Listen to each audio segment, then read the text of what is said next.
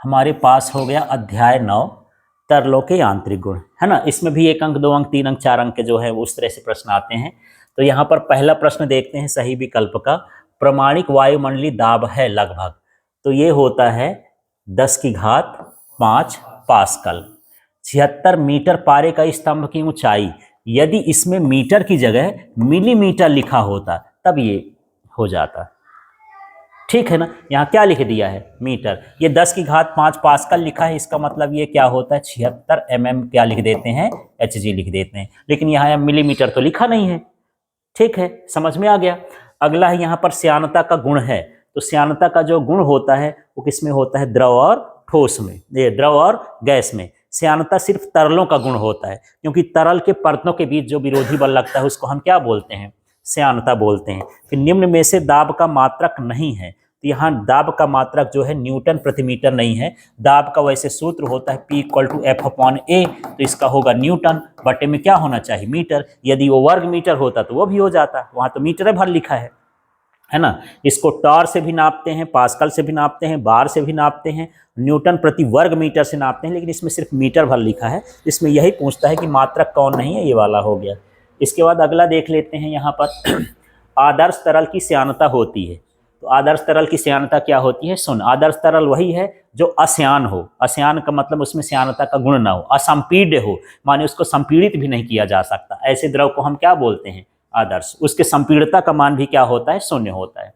अगला देखते हैं गैसों की श्यानता का कारण क्या है, तो गैसों की श्यानता का कारण क्या होता है, विसरण। विसरण एक ऐसी क्रिया है जब कोई अणु या कण जो है अधिक सांद्रता से कहाँ की ओर जाते हैं, कम सांद्रता की ओर, तो उसे हम क्या बोलते हैं कि ये क्या हो गया, विसरण हो गया, ठीक है। जैसे मोमबत्ती का जलना, वो उस अगरबत्ती का जलना, फिर उसकी सेंट दूर जगह पहुंचना, वो क्या कहलाया, एक तरह का विसरण कहला गया। फिर यहाँ पर द्रवों की श्यानता का कारण क्या है, तो द्रवों की श्यानता का कारण क्या होता है, ससंजक बल। ससंजक बल और असंजक बल दो ठो बल होते हैं। ससंजक मतलब होता है समान अणुओं के बीच, जैसे जल का अणु जल से ही आकर्षित हो तो उसे हम क्या बोलेंगे, ससंजक। और जैसे मान लो जल मेरे हाथ में चिपक गया, तो जल का अणु और मेरे चमड़ी का अणु अलग अलग चीज हैं, तो इसके बीच में जो बल लगेगा वो क्या कहलाएगा, असंजक। तो उसमें ससंजक बल के कारण उसकी श्यानता होती है। इसके बाद यहाँ पर देख लेते हैं कांच की केस नली में पारे का मेनिस्कस होता है, तो यहाँ पर क्या होता है, पारा का हमेशा जो होता है वो मेनिस्कस, मेनिस्कस का मतलब ऊपरी तल, सतह, वो कैसी होती है, उत्तल होती है, ठीक है। फिर श्यानता गुणांक का मात्रक है, तो ये बोलते हैं पॉइज भी बोलते हैं, पॉइजली भी बोलते हैं। ये PL लिखा है, एक साइंटिस्ट का नाम है पॉइजली, उसके हिसाब से इनको रखा गया है, ठीक है, पॉइज। फिर ये दो भिन्न आकार के साबुन के बुलबुले आपस में जुड़ जाते हैं, कौन सा बुलबुला पूर्ण गोला होगा, तो यदि छोटे बड़े गोले मिल जाते हैं तो जो उसमें से बड़ा गोला बनेगा वो कैसा होगा, पूरी तरह से गोल होगा, चपटा उपटा ना होगा। इसके बाद यहाँ 10वें नंबर में पहुंचते हैं। कांच की केस नली को किसी द्रव में डुबाने पर केस नली में द्रव का तल नीचे गिर जाता है, कांच और द्रव के मध्य संभवतः स्पर्श कोण होगा, तो ये हो जाएगा 100 डिग्री। पहले इसका मतलब समझो, यदि तल ऊपर चढ़े तो कोण होगा न्यून, तल नीचे जाए तो कोण होगा अधिक, और तल बराबर ही रहे, न ऊपर जाए न नीचे जाए, तो कोण का मान होगा 90 डिग्री, स्पर्श कोण का मान। समझ में आ रहा है, स्पर्श कोण का मान समझ में आया कैसा, यदि न्यून कोण बनेगा तो पारे वो उसका तल कहाँ जाएगा, ऊपर।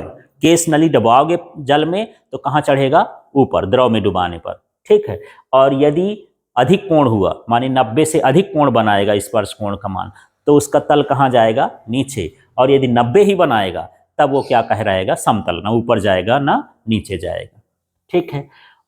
बेरोमीटर में अचानक पारे का तल गिरना संकेत है, तो बेरोमीटर जो होता है एक तरह का वायु दाब मापी है, उसी को अंग्रेजी में वायु दाब मापी कहते हैं। तो उसमें पारा भरा होता है, यदि पारा बिल्कुल नीचे ठहर जाए इसका मतलब वहाँ का मौसम खराब होने वाला है, वहाँ क्या होगा, आंधी तूफान और उसके साथ क्या होगी, वर्षा होगी, ठीक है।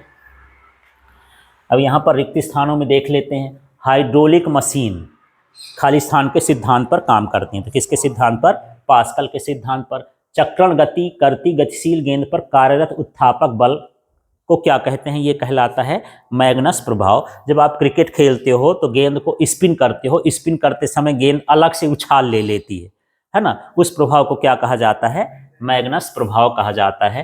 फिर ये पानी और कांच के लिए संपर्क कोण का मान कितना होता है, 0 डिग्री। ठीक है। ताप बढ़ाने पर गैसों की श्यानता क्या हो जाती है? गैसों की श्यानता बढ़ती है, और ताप बढ़ाने पर द्रवों की श्यानता क्या होती है? घटती है। अक्सर पूछता है घटता बढ़ता, तो आपको ध्यान रखना है गैसों की श्यानता गर्म करने पर क्या हो जाएगी? बढ़ जाएगी, लेकिन द्रव की श्यानता क्या होगी? घटेगी। ठीक है। इसके बाद यहाँ पर देख लेते हैं वायुमंडलीय दाब का मापन संबंधी प्रयोग किस वैज्ञानिक ने किया था? टॉरिसेली ने। वायु दाब मापी इन्होंने बनाया था, तो इन्हीं से हो जाएगा। सातवां देख लेते हैं यहाँ पर द्रव की स्वतंत्र सतह से गहराई में जाने पर दाब क्या होता है? बढ़ता है। माने जैसे जैसे हम द्रव के नीचे जाते जाएंगे दाब का मान क्या होता जाता है?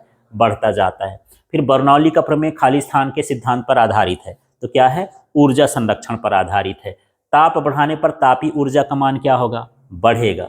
ठीक है। केश उन्नयन का कारण क्या होता है? केश उन्नयन का मतलब यह है कि जब केश नली में कोई द्रव ऊपर चढ़ता है तो उसको हम क्या बोलते हैं? केश उन्नयन। वो किसके कारण होता है? पृष्ठ तनाव के। वर्षा की बूंदें खाली स्थान के कारण गोलाकार होती हैं, किसके कारण? पृष्ठ तनाव के कारण। द्रव चालित ब्रेक या हाइड्रोलिक मशीन वाला आया था ना, वो किस सिद्धांत पर कार्य करता है? पास्कल के सिद्धांत पर कार्य करता है। यहाँ द्रव चालित ब्रेक हो गया। पानी के पृष्ठ तनाव का मान कितना होता है? पानी का पृष्ठ तनाव ये 0.075 न्यूटन प्रति मीटर होता है, इसको देखना है। अब हम बात करते हैं यहाँ पर सही जोड़ी का, तो देख लो स्टोक का नियम यहाँ पर देखोगे आप, तो ये स्टोक का नियम ये 6 पाई ईटा आर भी। ठीक है। ये कौन सा नंबर हो गया? D number. अब वेग प्रवणता देख लो, तो वेग प्रवणता ये होता है dv अपॉन dx, है ना। और इसके बाद यहाँ पर बूंद का दाब आधिक्य, तो जो बूंद का दाब अधिक होता है वो होता है 2t अपॉन आर। ठीक है। यहीं पर पूछा है बुलबुले का दाब अधिक्य, तो ये होता है P बराबर 40 अपॉन आर। तो बूंद ये है कि अंदर भी द्रव हो, है ना, और बाहर वायु हो, तो उसको हम बोलते हैं बूंद।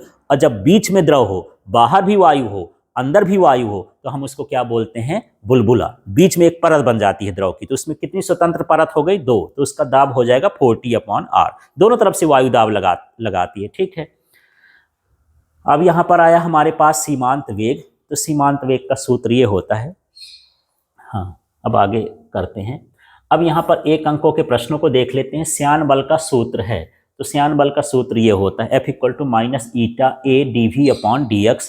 तो F का मतलब बल है, ईटा का मतलब श्यानता गुणांक, a का मतलब तल का क्षेत्रफल, dv और dx का मतलब दोनों इकट्ठा मिला के लिख देना वेग प्रवणता। इसको क्या बोलेंगे? वेग प्रवणता। तरल के प्रवाह का वेग मापने की युक्ति क्या कहलाती है? वेंचुरी मीटर, है ना। कि किस वेग से कोई तरल बह रहा है उसको नापने के लिए जिस यंत्र का उपयोग करेंगे उसको वेंचुरीमीटर बोलते हैं। किसी द्रव के प्रति एकांक क्षेत्रफल की पृष्ठीय ऊर्जा को क्या कहा जाता है? पृष्ठ तनाव।